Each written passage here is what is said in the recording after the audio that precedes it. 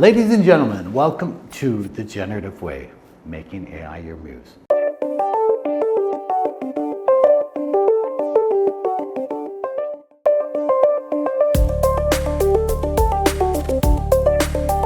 According to McKinsey, less than 1 in 10 users are getting any measurable results from AI. The reason is simple: they're using AI wrong. When I was young, I wanted to be an artist like Picasso. I loved drawing. I was good, maybe a bit slow. Sometimes I wonder, maybe I was born too early, because today AI might be the muse I needed to produce art better, faster, and easier. It also might be the example that helped you learn how to use AI more effectively. Picasso was looking for inspiration everywhere. Muses helped him a lot. He'd sit in his studio, brush in hand, but before taking a single stroke, he'd often ask one of his muses, "What am I not seeing? What else could this be? Is this the right place to start, or just the easiest?" His muse didn't paint for him. She challenged him, reframed the problem, unlocked new directions. Today, we all have access to a muse, not a mythical muse, but a digital muse called AI. The good news is you don't have to haunt Paris or beg for divine inspiration anymore. Now anyone can have a muse that never sleeps, never gets tired, and unlike Picasso's, won't leave you for your local art dealer. Hi, I'm Bryan Cassady. I've been an entrepreneur most of my life. I started 11 companies in 6 countries and have 8 exits along the way. I'm now a keynote and a teacher on a mission to train 1 million innovators. I'd like to help you learn to use AI more effectively like a muse. Let me tell you my story with AI. A couple years back, I wrote a book called Cycles. It was research-based and brought together 22 experts. In my humble opinion, it was a great book. Cycles was going to be the go-to book for companies that wanted to innovate faster while reducing risks. It won a few awards, and we're ready for champagne and celebration. And then ChatGPT arrived. Everybody was talking about AI, and AI wasn't even in the index of my book. It felt a bit like opening the most beautiful video rental store right after Netflix launched. I needed to fix things. Suddenly, my job was to get humble, fast, and start learning all over again about this thing called AI.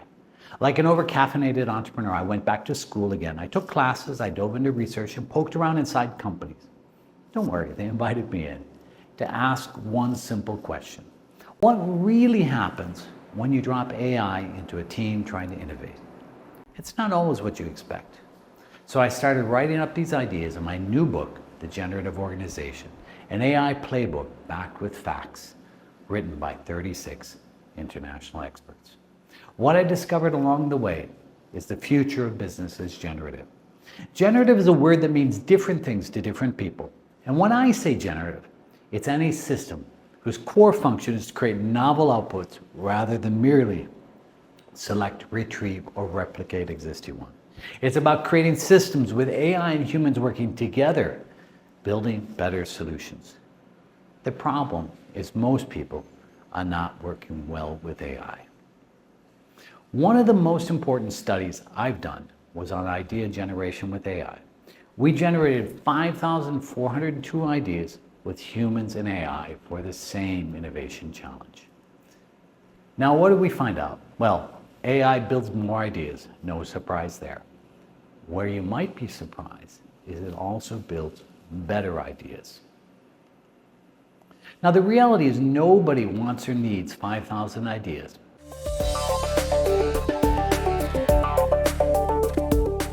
So we decided to look at the best ideas. We looked at all the idea generation methods and the number in the top 5%. And here are the key results. Measuring top ideas per 100 generated. Human beings working alone generated 1.4 top ideas per 100 on average. With the support of ChatGPT, this increased to 2.3 ideas per 100. That's a 50% increase in good ideas per 100. A good step in the right direction, and quite similar to the studies we've seen where AI is adding a 40% increase in terms of productivity. But where things get interesting is when you add smart usage of AI, combining method expertise and different idea building methods. Here the results are dramatically different. Using tools like Triz, results increase all the way to 7.5 top ideas per 100. That's 5 times higher than humans working alone. And let me repeat, that is 5 times higher in terms of frequency, not 5 times more ideas. So, based on this, I expected to see great things in companies. There's enormous potential, but very few were actually seeing real results. Now, the reason for this is there's some predictable ways that we use AI wrong. There are well-known behavioral issues that lead human beings to do things wrong again and again. And we do the same thing with AI.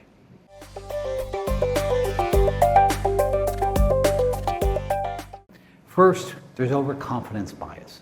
We trust AI too much. When it sounds confident, and it usually does, we accept what it says.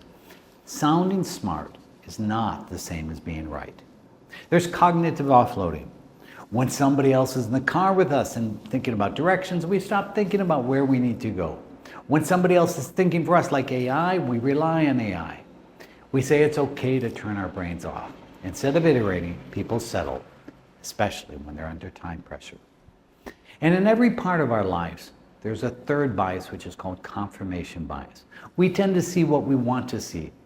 With AI, too often we prompt until it gives us something we agree with, or we accept. We simply interpret the answers the way we want to. That's not working together. That's working alone. This all boils down to one sentence: satisficing and stopping thinking. Let's be honest, most professionals use AI like a fancy search engine. They write better emails, make faster slides, then they move on. People are using AI and seldom really working with it.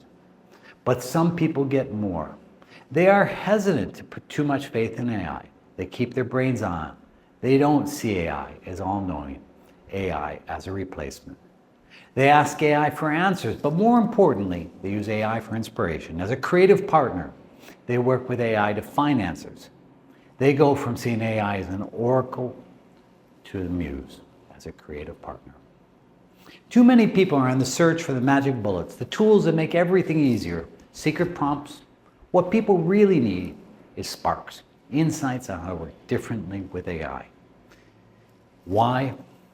And this is important. So regardless of the tool you're using, you'll always get better results.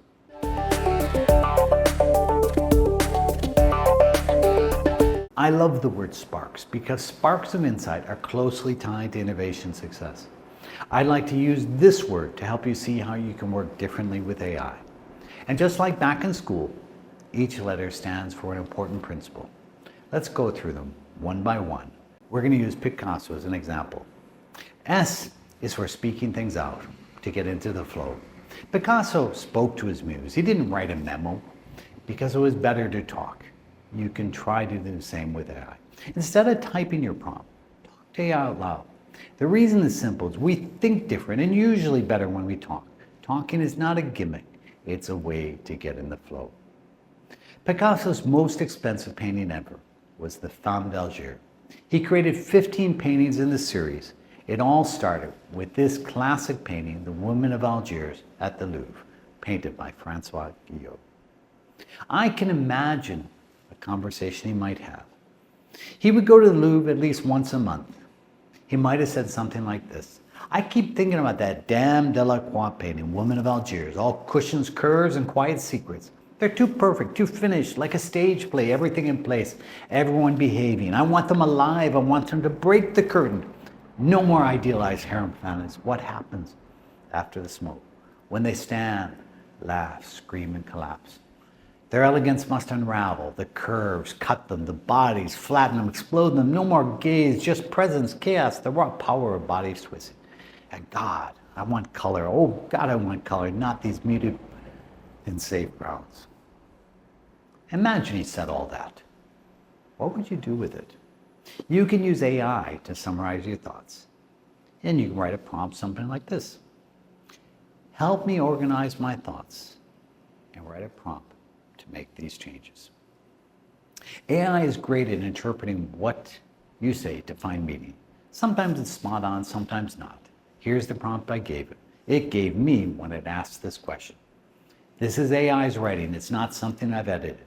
Create a painting that begins with a classical scene of stillness and beauty. A room of reclining figures richly adorned like Delacroix's Women of Algiers. Now destroy it, fragment the bodies, twist the angles, let the background swallow the foreground.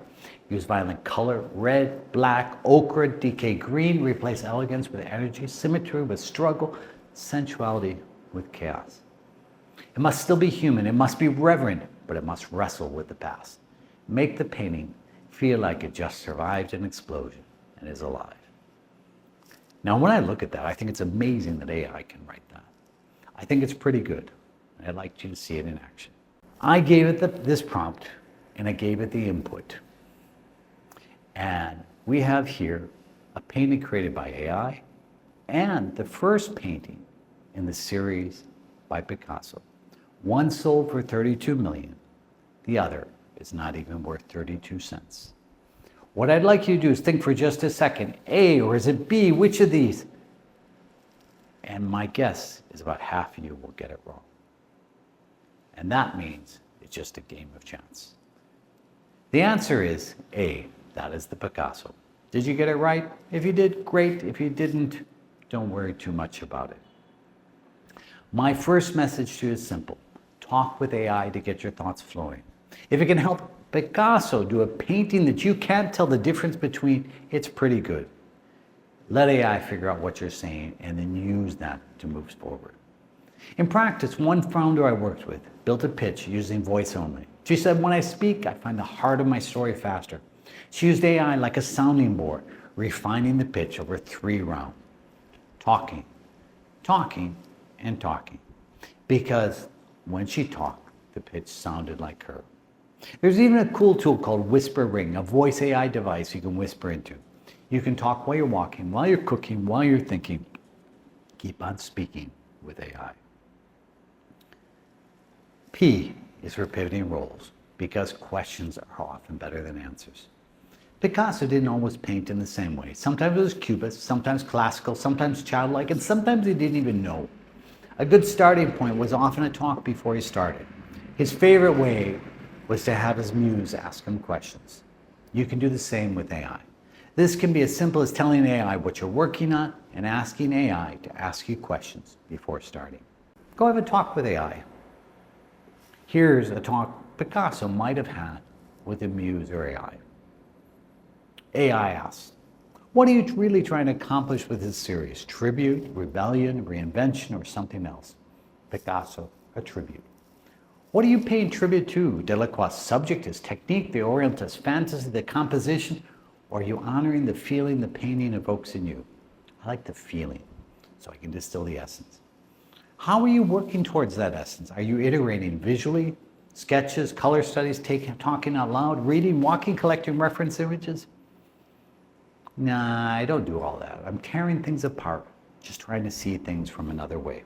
When you're done answering AI's questions, you can ask a question like this one. Based on our conversation, create a new prompt to create a new version of my first prompt. Here's the prompt that came out of this talk. Using Delacroix's Women of Algiers as a starting point, create a visual tribute that distills the emotional essence, not the literal forms. Break the scene apart. Women are caught mid-action, laughing, shouting, collapsing, twisting, their elegance unraveling. The harem fantasy is gone. Instead, there's raw, lived emotion, chaos and presence. Fragment the composite, let bodies overlap, distort and collide. Use bold, clashing, and surprising colors. Abandon the safe browns for reds, blues, and colors that feel electric. Let the space be unsettled. Perspective shattered. Background torn apart. Capture the mood and intensity, not the details. This is cubist and experimental, a process of tearing down to reveal pure feeling and transformation. Here are 2 follow-up images. The inspiration is on the far left. Painting number 1 is A. Painting number 2 is B. Which one is the real Picasso? Take a second. Let's see if you get it right. And this time, I'm betting you won't. How do I know you didn't get it right?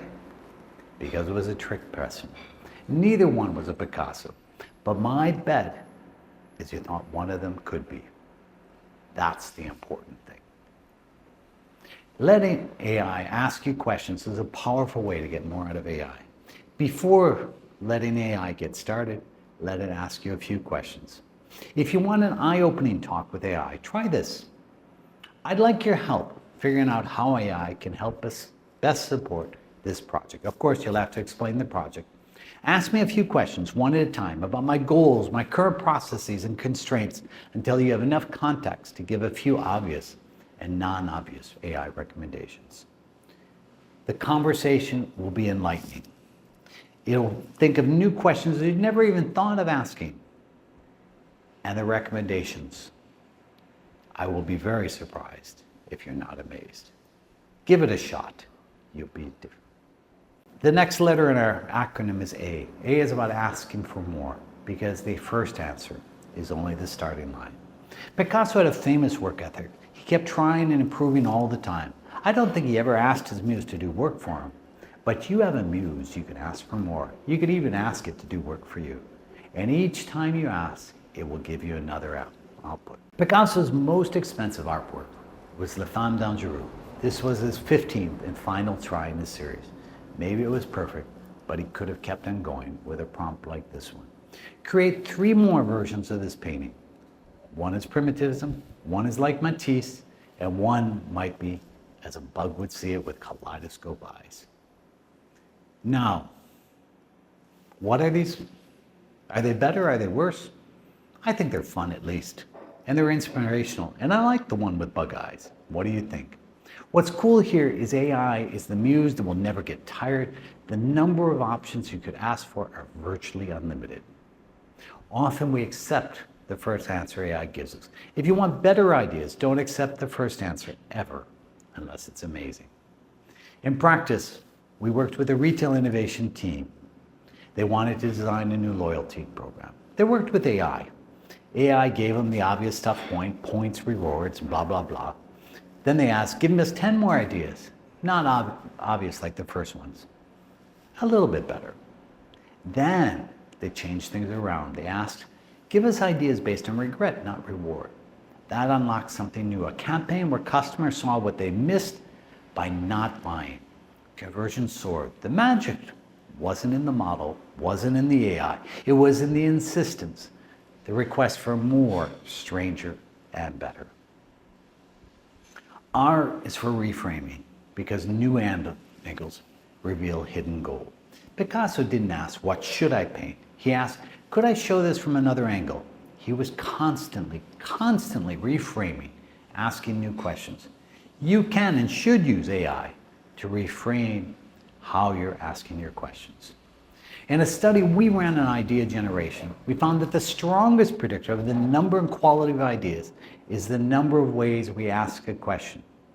Why? If you keep asking the question the same way, you run out of ideas. Even AI gets tired. Even human beings get tired. When you ask your question in a different way, you get different answers. A suggestion for you is try to use the words HMW. What are HMW? It's an acronym about how might we. This simple acronym will change the way that you think and work with AI. It'll also change the way you work with your colleagues. We had a hospital and asked, how could we speed up discharge? We reframed the question. How might we make home safer? How might we make home faster? How might we make this joyful instead of tolerable? Could I? How might we? Flips the canvas, flips the script. The results in this case were remote care options that reduced the cost of stay by 22%. Each time you ask AI to look from a new perspective, you get new ideas.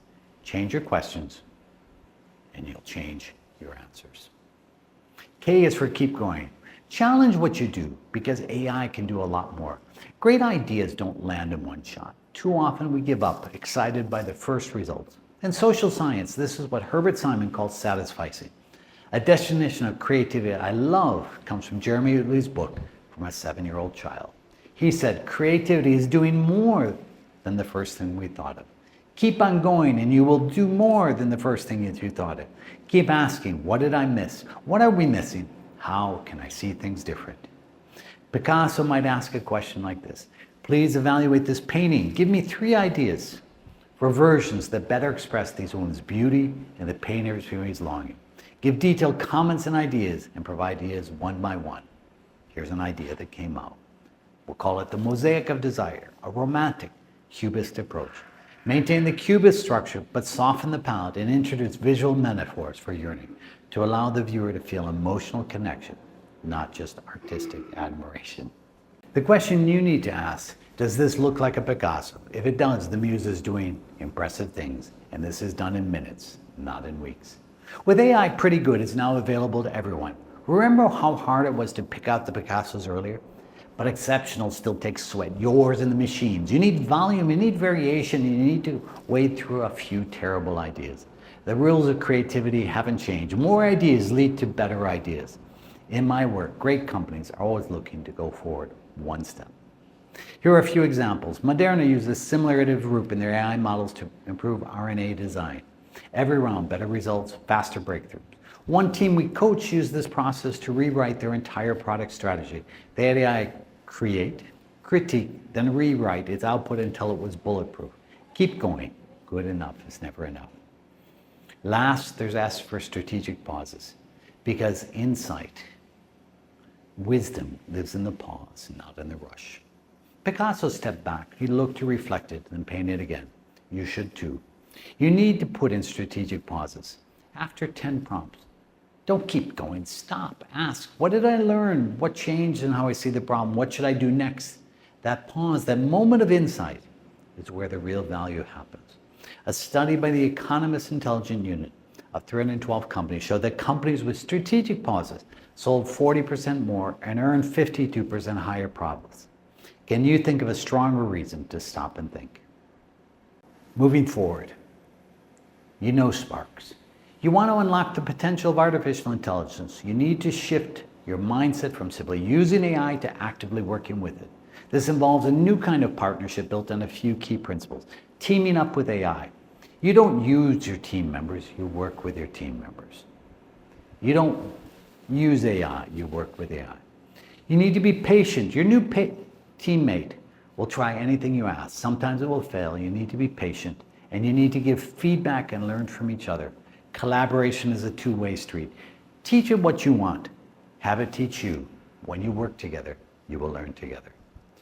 So when people ask me, can we really change the way people work with AI? I don't show them a research paper. I tell them about my mom. My mom is 82 years young. I can't use the word old. Her and my dad just got back from a trip to Europe. They were jet-lagged, cranky and hungry. I talked probably a bit too much about AI when they were here. My mom called and said, Bryan, we just got home, we're starving, too tired to go out, no food. Can your AI thingy help with that? Expecting, of course, I'd say no. I asked Mom, what's in the fridge? She replied, I don't even know. Half a zucchini, some wrinkly cherry tomatoes, a lemon, maybe some garlic. I told her, take a picture, then talk with AI about what you'd like. She tried and then said something that made me smile. I would have never thought of that. That AI stuff works. AI came back with roasted tomato zucchini pasta with lemon garlic oil. 15 minutes later, she was plating it like a Food Network star. If my mom can work with AI, so can you. Let's go back to Picasso for a minute. You could ask, would Picasso have used AI? Maybe you doubt. He was proud, but I have no doubts he would have used it. But he wouldn't see AI as an oracle. He would see it as a muse. He would see it as a tool.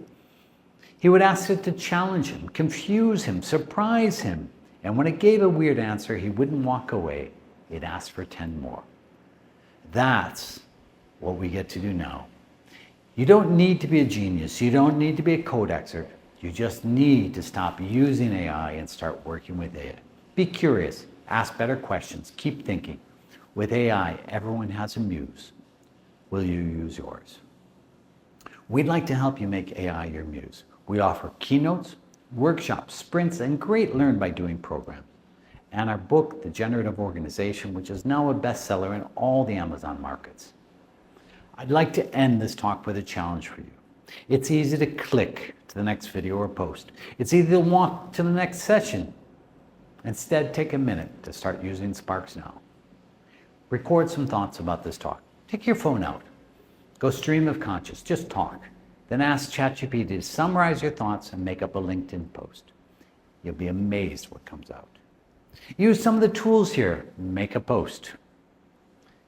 If you tag me and your post makes me smile, you have an opportunity to win a 1-hour talk or a keynote at your company. I have a hint for you. If you tell me a story about your mom or your grandma, you're almost certain to win. Now, it's easy to end this talk and just get back to your work today. Today is the time to do something different. Take an action with what you've just learned. Take a screenshot of this, print it out, put it on your desk. Schedule a time to try each of these methods, but try each one. Most importantly, do something today. When you start doing something today and working different with AI today, AI will become your teammate. It will help you move faster, better than you could have ever imagined. Thank you very much.